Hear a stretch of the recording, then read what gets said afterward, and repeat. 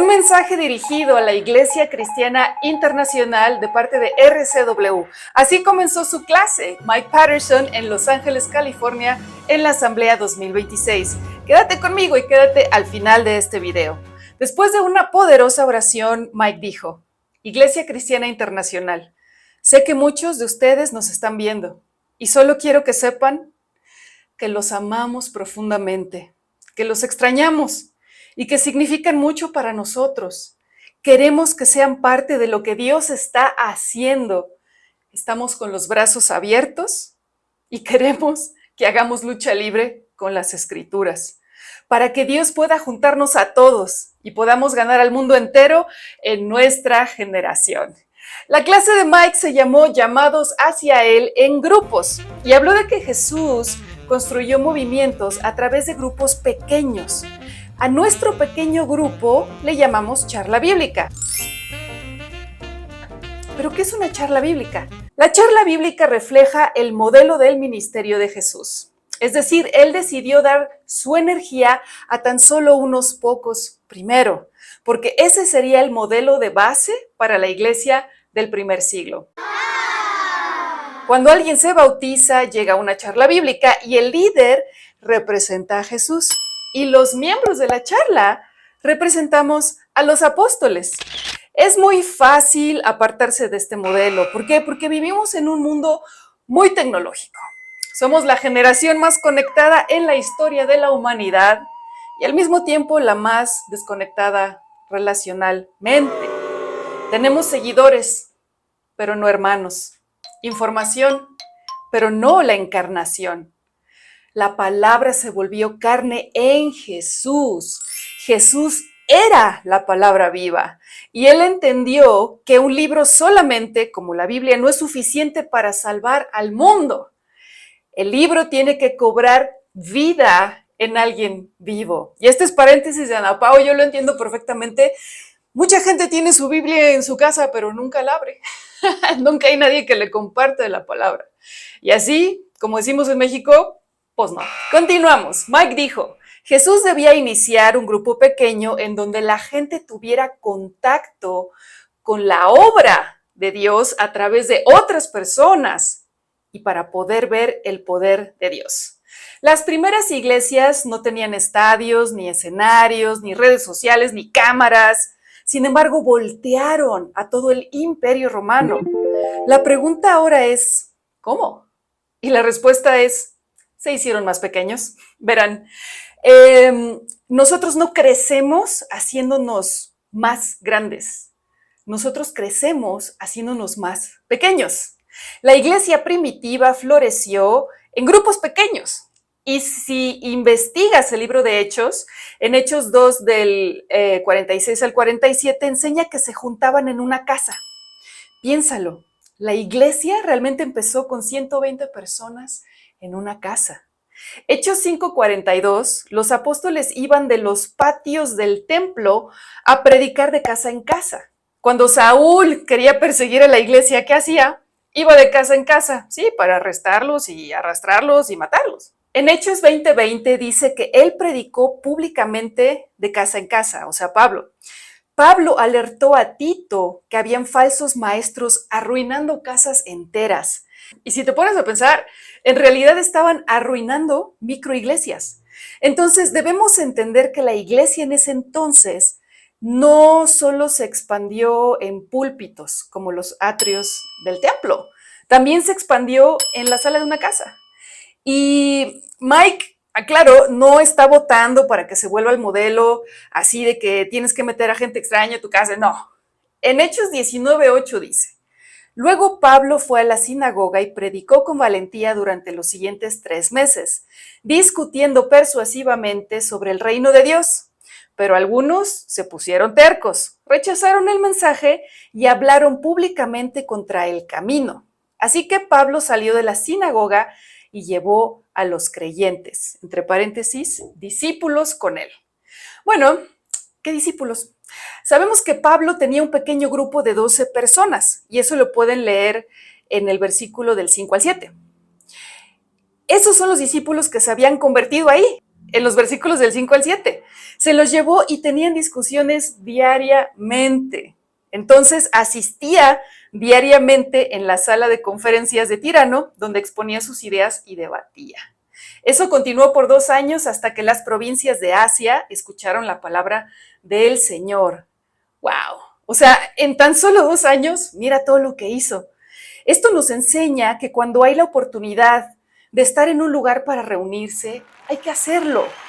Recuerda que la iglesia después tuvo 3,000 personas y se les predicaba en atrios del templo, o sea, en lugares más grandes, y de casa en casa también.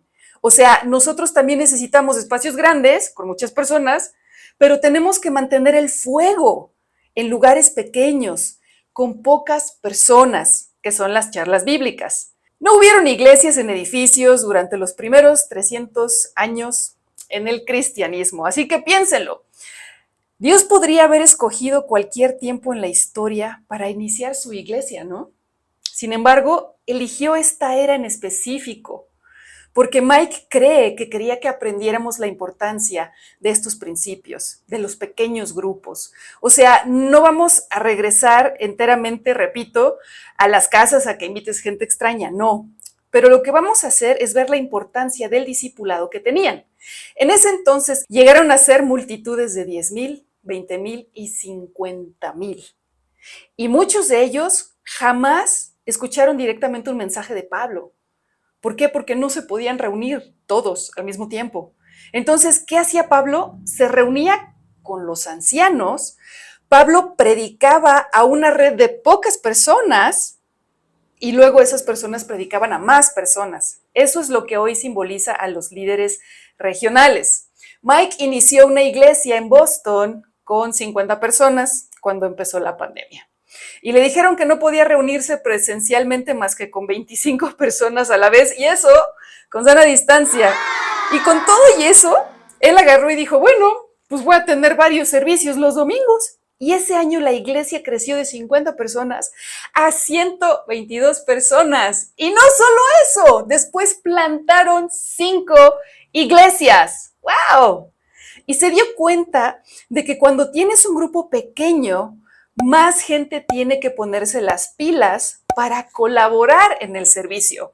O sea, somos poquitos, bueno, pues quién va a cantar, quién va a dar la Santa Cena, quién va a hacer esto, quién va a hacer lo otro. En Asia, lo que hoy es la región moderna de Turquía, les tomó 2 años evangelizar toda esa región. Es impresionante. Entonces, ¿cómo ponemos en práctica este principio hoy? Hay un autor que escribió en un libro El surgimiento del cristianismo, y él analiza que los perseguidores, en ese entonces, agarraban a los líderes cristianos y los mataban. Pero cada vez que mataban a uno, ¿qué creen? Ya estaba otro, que ya estaba listo, viniendo detrás de él.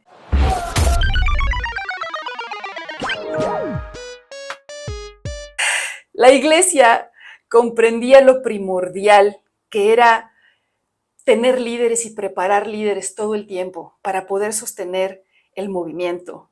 Los romanos no pudieron detener el movimiento de Dios porque había miles y miles que se levantaban para continuar. Oh, man.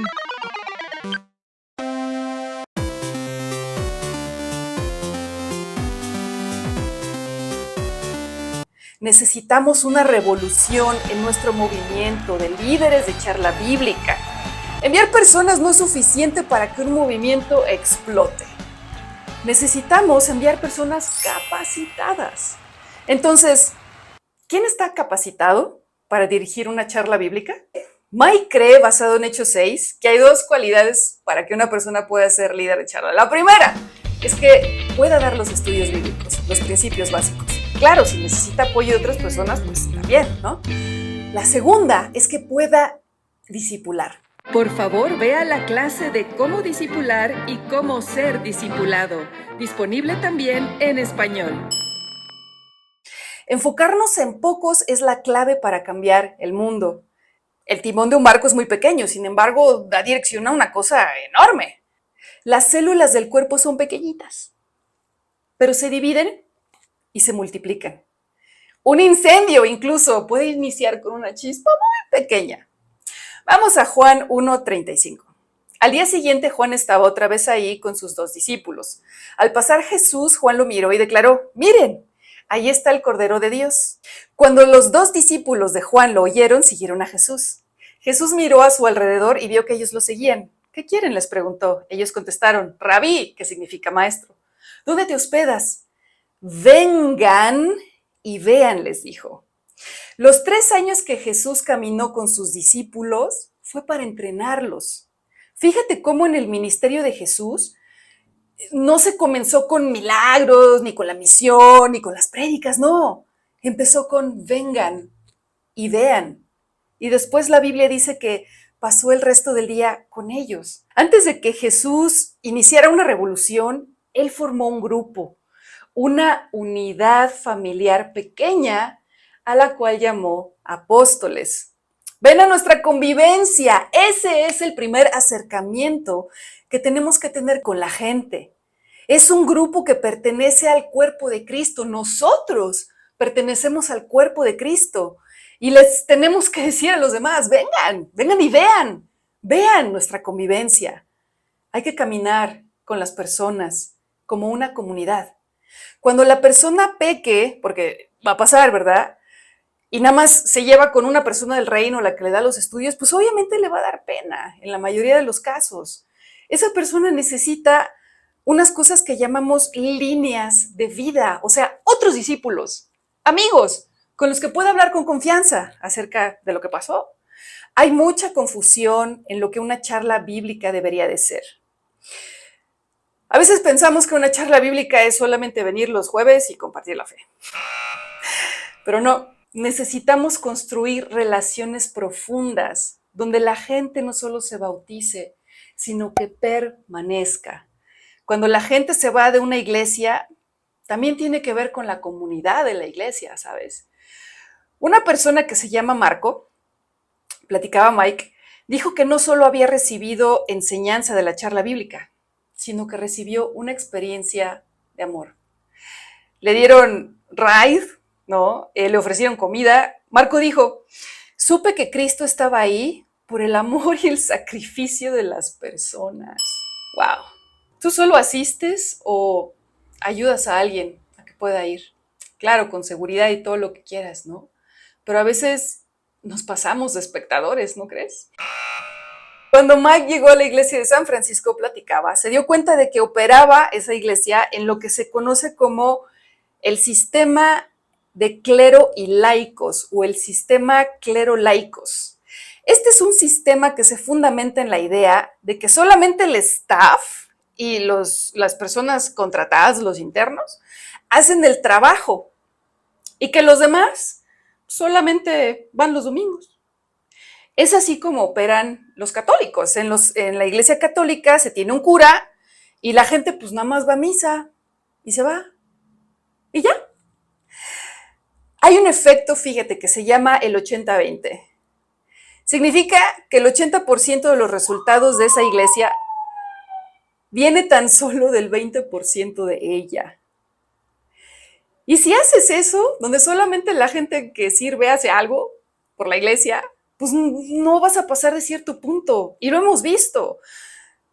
Solamente los líderes estaban haciendo estudios, etcétera, etcétera, etcétera. Ahora imagínate que solamente te funciona el 20% de tu cuerpo. Nomás unos dedos, otros no, un brazo, otro no, una pierna, nomás un ojo. A eso, comentaba, podríamos llamarle parálisis. Esa parálisis no la tenía la iglesia del primer siglo. La iglesia del primer siglo estaba completamente viva, porque cada miembro se movía y hacía la obra. Algunos dicen, no, pero es que la iglesia es un hospital de pecadores. Es real, pero este es el único hospital en el cual para aliviarte, tú tienes que entrenar y convertirte en un doctor también. Imagínate que una persona llega al hospital con un paro cardíaco y meses después de haberse recuperado, decide estudiar medicina para salvar otras vidas, de lo agradecido que está. Así debería ser la iglesia. Es un campo de entrenamiento para doctores espirituales. ¿A ¿Acaso no todos somos nación santa, pueblo escogido, real sacerdocio? Todos somos parte de la acción en la iglesia. No solamente somos el público que va de espectador y ya. ¿Cómo es tu charla bíblica?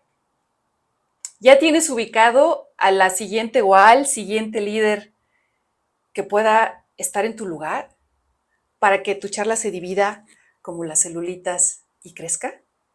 Mike nos va a enseñar cómo preparar a alguien para ser un líder de charla. ¿Ok? Entonces, bueno, paso número 1, identifica quién tiene habilidades de liderazgo, ¿no? Normalmente pueden hablar muy bien o tienen alguna cualidad. Luego agarras a esa persona y le dices, oye, me gustaría que me acompañaras a ver cómo dirijo el estudio de Buscando a Dios. Y en el siguiente estudio tú lo diriges, ¿va? Y después de que esa persona lo dirija, tú le das unos tips. Y ahora esa persona se siente más segura para dar el estudio. Observa cómo llevas tú la charla bíblica, cómo manejas los chats, lo que haces, etcétera. Y la siguiente vez, esa persona ahora va a liderar la charla bíblica. Ya no solo a dar el estudio, sino que va a liderar la charla. Y claro, tú le haces el tema, ¿verdad? Tú se lo escribes, pones las preguntas, le das un tiempo de coaching ahí para pues, ayudarlo, que ensaye contigo, etcétera.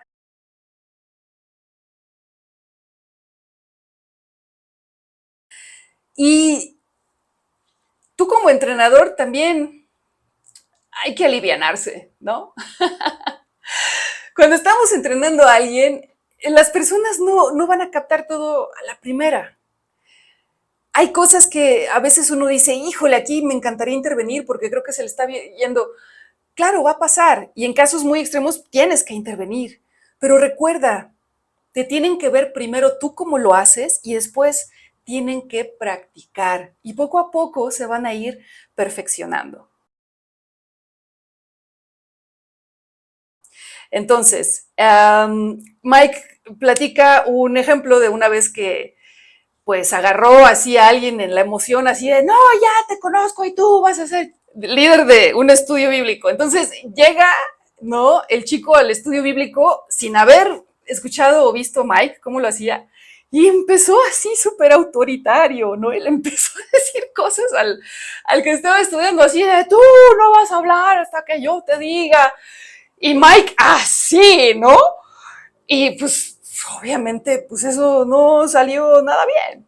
Sin embargo, pues bueno, esto refuerza el punto de que no nada más puedes mandar a alguien a que haga un estudio bíblico, a que dé una charla bíblica. Primero tienen que aprender de ti.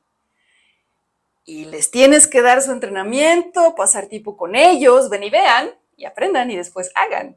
¿Ok?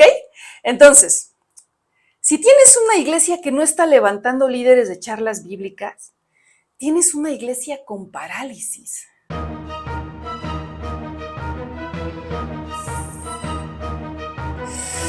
No todos los miembros están haciendo algo.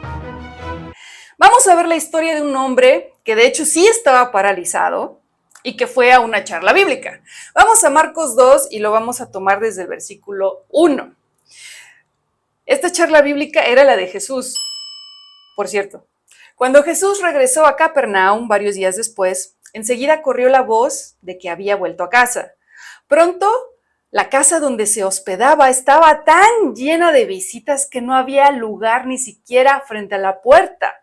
Mientras él les predicaba la palabra de Dios, llegaron 4 hombres cargando a un paralítico en una camilla.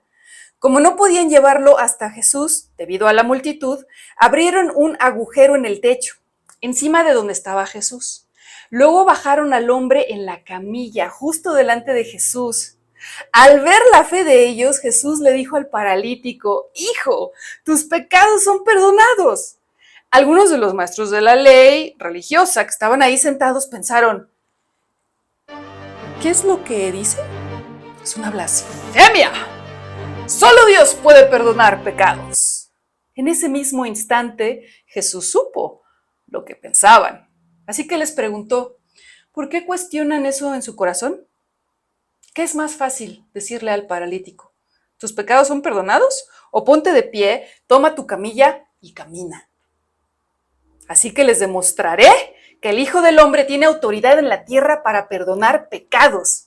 Entonces Jesús miró al paralítico y dijo, ponte de pie, toma tu camilla y vete a tu casa. El hombre se levantó de un salto, tomó su camilla y salió caminando entre los espectadores, que habían quedado atónitos. Todos estaban asombrados y alababan a Dios, exclamando, jamás hemos visto algo así. Fíjate bien, estas personas llevaron al paralítico y pues como no había manera de entrar, literalmente subieron al techo y empezaron a vandalizar esa casa. Tal vez era la casa donde Jesús estaba hospedando, porque ahí decía, regresó a casa. Vandalizaron la casa de Jesús, rompiendo el techo. Imagínate a Jesús así dando su charla, ¿no? Y de repente así empieza a caer pues, el material que había en ese entonces, así como, ¿qué hubo? ¿No? Y así un hoyo en el techo. Y el paralítico ahí bajando.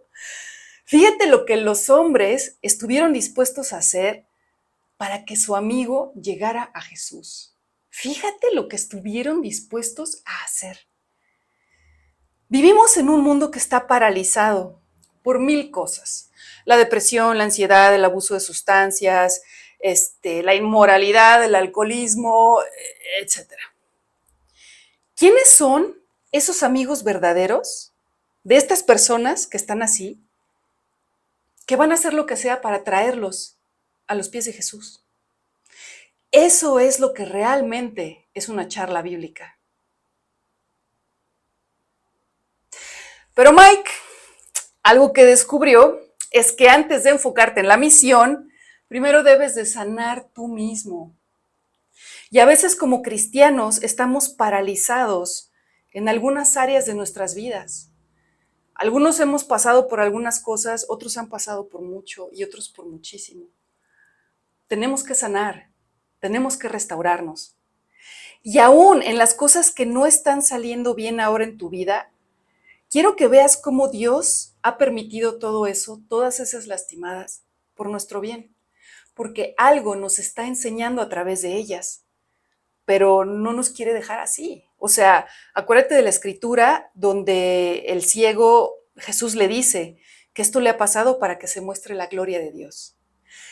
Entonces, la charla bíblica es un grupo de amigos que te pueden apoyar y traer consuelo en tiempo difícil. Necesitamos amigos que nos carguen y que nos lleven a Jesús. A todos nos han cargado alguna vez, simbólicamente. Digo, a mí literalmente me tuvieron que llevar casi arrastrando una charla bíblica. Y bueno, Mike pone el ejemplo de unas mujeres que estaban en un campo de concentración. Esta es una historia de la Segunda Guerra Mundial. Obviamente, pues estas mujeres vivieron atrocidades y bueno, estaban en un lugar que estaba infestado de pulgas. Ellas decidieron dar gracias, de acuerdo con las escrituras, dar gracias en todo. Empezaron a decir, no, pues esto, gracias porque estoy viva, gracias porque, bueno, aquí estoy, lo que tú quieras.